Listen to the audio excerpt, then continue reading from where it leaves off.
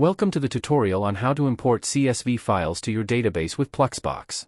Today, we'll be working with a sample CSV file and importing it into our collection. First, we'll create a new data collection and we'll configure it to have the same data structure as our sample CSV file. So, go to Collections and click on New Collection. I'm going to name it Organization Dataset. For the data structure, add the same titles as in the CSV file to make it easy to import.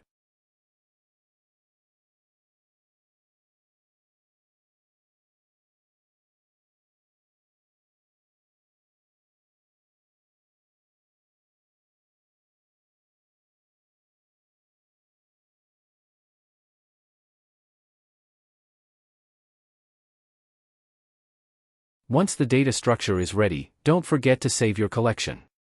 If you navigate to Data Explorer and select Organization Dataset, you'll see that this collection is currently empty. Now, head over to the Marketplace, search for the CSV Parser integration, and install it. The CSV Parser plugin gives you the ability to manipulate CSV files. We'll also need the File Transfer plugin, which I've already installed.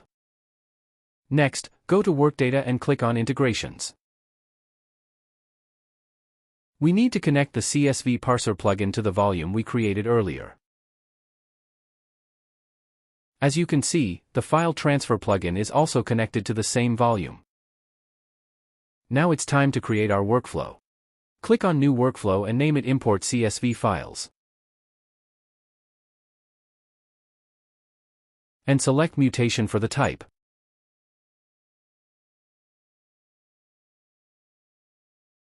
For the first step, add a mutation block, select Integration, then choose the File Transfer plugin, and select Upload from URL.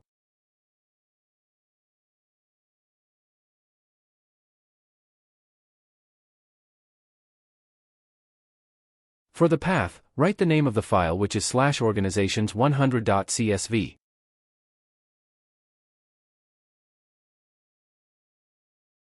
For the URL, copy and paste the download link of the sample CSV file. Also, make sure to turn on the Overwrite File option.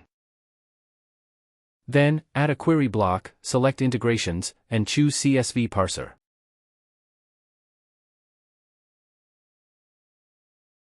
Connect the previous block to this one and enter the same path again.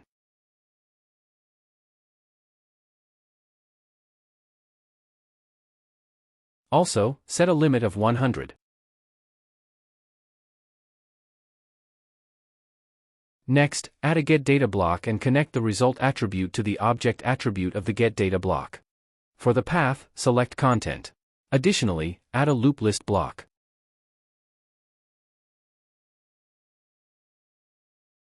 You'll need to double-click on the loop list block to go inside. Here, add another mutation block, but this time select Collections, choose Organization Dataset, and then select Create. Then connect the value attribute to both attributes.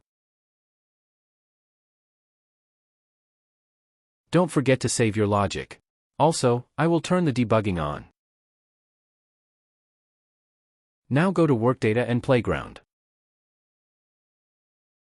Here we need to trigger our flow, so follow my steps. You can also find this code in the video description. For the process, select Import CSV Files, which is the name of our workflow.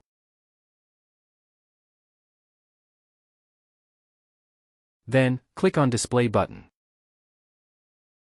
Now that the flow is triggered, we go to the Data Explorer to see the result.